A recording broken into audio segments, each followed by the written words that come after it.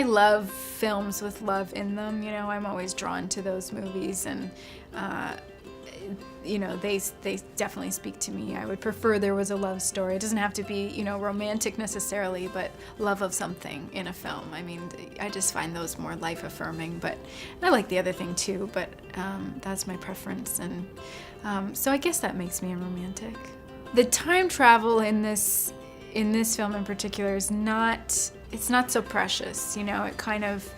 It's done with a little bit of tongue-in-cheek, and it's done with a very light touch. I think that was a really brilliant approach that Richard took with it. So I guess I didn't see time travel as much, obviously, when I read it, as just kind of the sentiment behind it and the place that the time travel allows us to get to emotionally. I think she's probably perfect for any role. I think she's, you know, it's a cliche, she's touched by genius. She's a tremendously, she does what Richard Curtis calls 360-degree acting. In other words, you can't get behind, there's no holes in it. You can't get behind it. She comes and apparently super prepared, or maybe just instinctively brilliant, and anything you require of her, she just delivers without asking. I've always loved Rachel in every film that I've seen her in, and I think that it's interesting that she's such a fine actress, but also a funny actress too. And I was very keen in this movie also to have someone who could take you from the first date in a movie to being a mother of 3, you know, so there was also a kind of wisdom and sweetness about her. But she's a genius, actually, from working with her. I don't know that I've ever worked with anyone who I thought was more sort of emotionally accurate in every scene.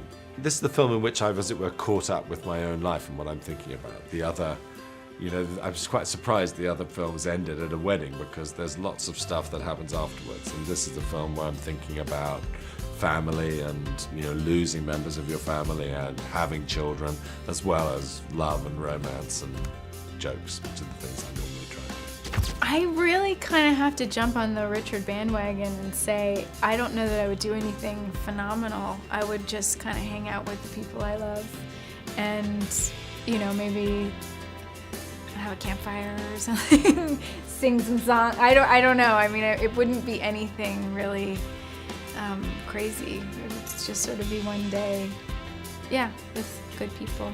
But you've been married a lot in movies. Right. So you've had lots of different dresses. What's been your favorite? The dress I had the dress on The Notebook. The character never actually gets married, but it was so tight. It was so beautiful, but it was so tight they had to actually sew me into it, and I had to keep fainting in the scene, and it just kept ripping more and more and more and more to the point where it was barely on me, and I just felt so sad because it was such a beautiful gown, and it was like in shreds by the end of the day. I am a hopeless romantic, yeah. I'm sort of disabled by romanticism. It's kind of, you know, I think you know, it's almost, you know, I was going to say it's ruined my life, but I don't understand, I don't really believe that there's any other kind of person. I think there's just people who don't tell the truth. I think everyone is, you know, whether they know it or not.